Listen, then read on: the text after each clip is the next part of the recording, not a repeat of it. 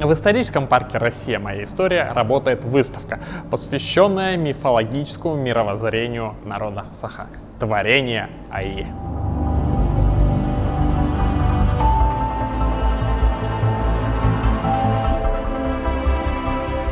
На выставке вас ждет современное осмысление культурных и сакральных образов.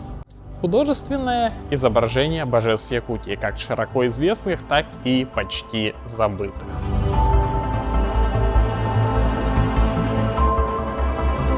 Соприкоснуться с космогоническими легендами и увидеть то, о чем раньше только слышали в преданиях. А также познакомиться с древними сказаниями о любви. Приглашаем всех посетить выставку в историческом парке «Россия. Моя история».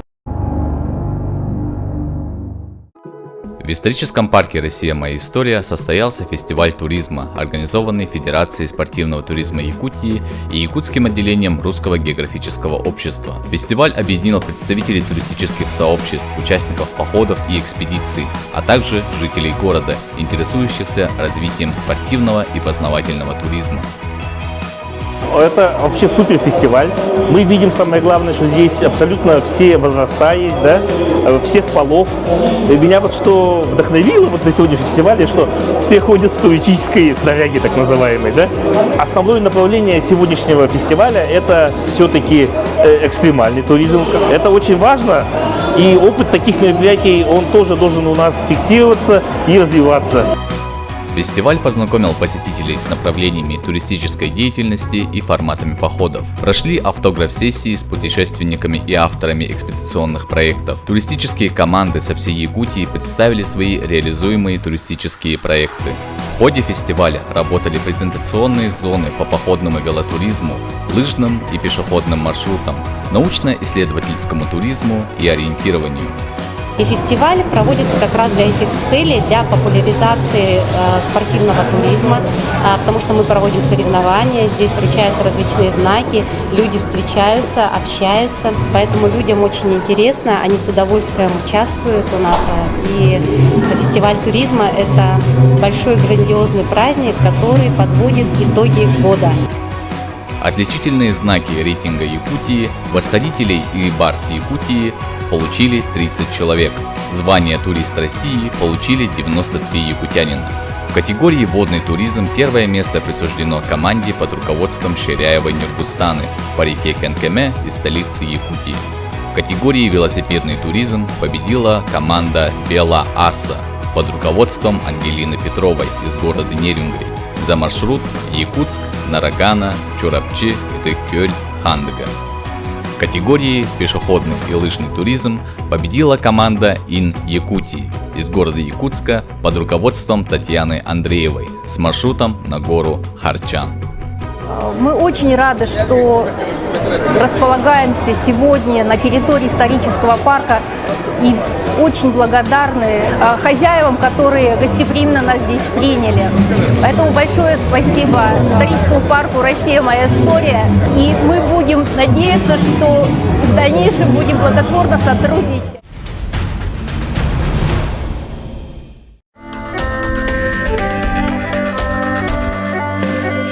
Русское географическое общество в 2025 году организовало уникальную парусную экспедицию, вдохновленную подвигами первооткрывателей. 300 лет спустя после начала великих северных экспедиций Витуса Беринга, яхта Эйва отправилась в путешествие по следам его героической команды.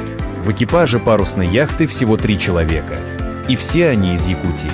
Капитан Андрей Антипин, помощник капитана Максим Иванов и председатель отделения Русского географического общества в Якутии Александр Горохов, выступающий в роли матроса.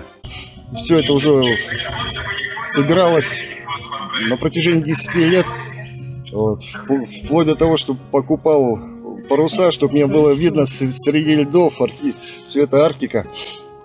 Из плотной, серьезной, тяжелой ткани. Лодка 88 года постройки, но это хорошие такие еще лодки, которые строили в Народной Республике Польша. Они крепкие, отличаются своей мореходностью.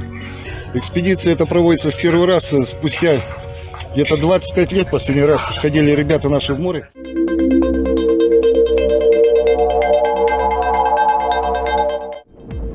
Первый этап экспедиции – путь от Якутска до устья реки Лены в морской порт Тикси.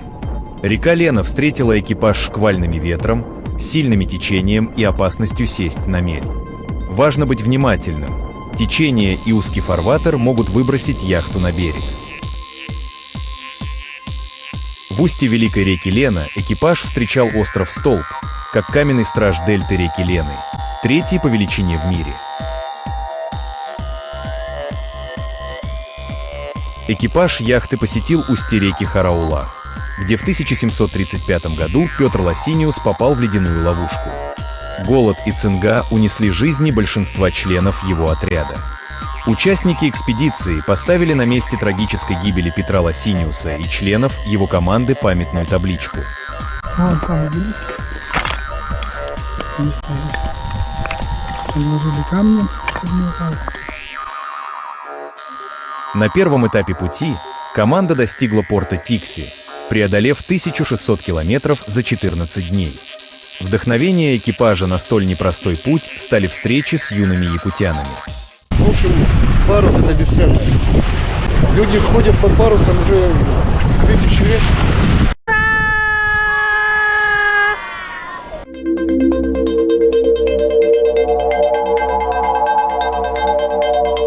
Начался второй этап из Якутии на Чукотку – путь от Тикси до Певека. Море Лаптевых встретило экипаж штормом и шестибальными волнами.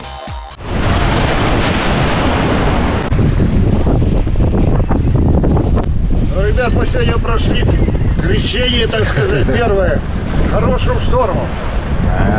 Если прогноз был 14 метров в секунду, для такого тут порыва были, если волну видели в 5 метров, порывы были до 20. Но команда не сдалась и достигла мыса Святой Нос, увидев землю впервые за несколько дней. Восточно-Сибирское море встретило плотным туманом и штилем перед бурей. Геная, алая. Порвалась вон об ту.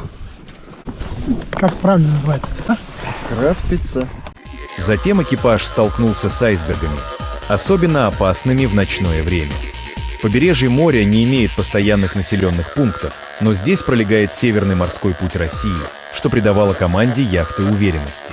Экипаж пересек 180-й меридиан, посвятив это событие 180-летию Русского географического общества.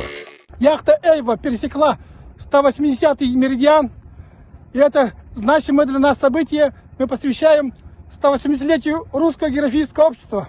Благодаря Русскому географическому обществу сбываются самые смелые идеи и мечты. Ура, друзья! Ура!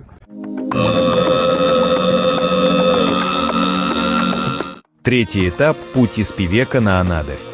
Погода ухудшилась, но команда решила идти на Берингов пролив, несмотря на риск.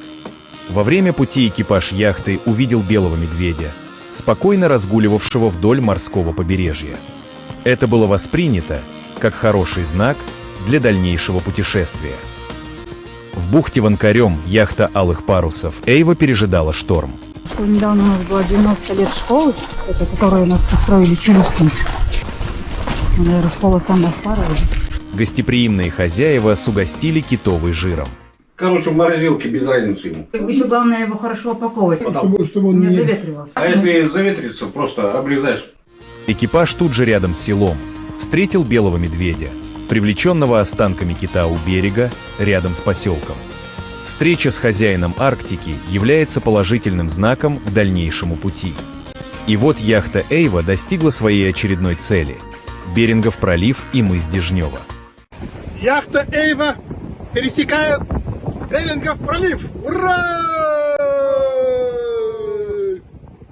И это не только наша победа, но победа тех, кто нас поддерживает. Победа команды Русского географического общества. Уруй, ай, хау! Уруй, ай, хау! Уруй, ай, хау! Ай, хау, ай, хау!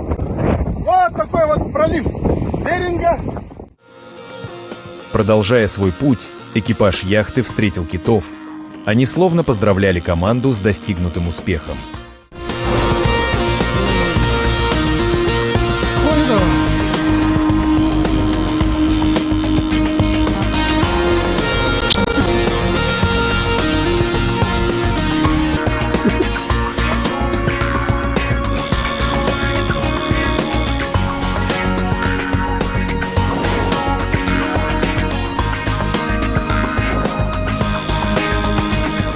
Экспедиция завершилась в столице Чукотки в городе Анадырь встречей с ее жителями, торжественной передачей арктического бубна, доставленного экипажем яхты «Эйва». Такое связующее звено между прошлым и будущим, между нашими предками и молодым поколением. Удачи вам, берегите себя. Яхту в связи с неблагоприятными погодными условиями команда была вынуждена оставить на зимовку в порту Анадырь.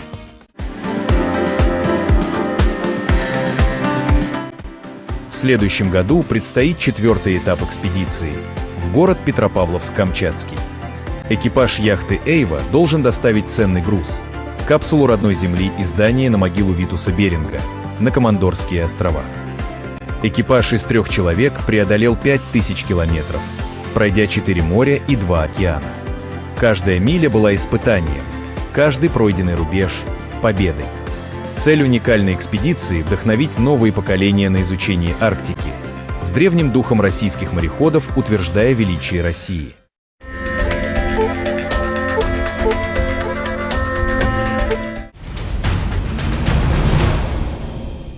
В историческом парке «Россия. Моя история» откроется выставка «Знания. Герои» Российского общества знания. Эта выставка – дань мужеству героев, которые внесли свой вклад в защиту нашей Родины.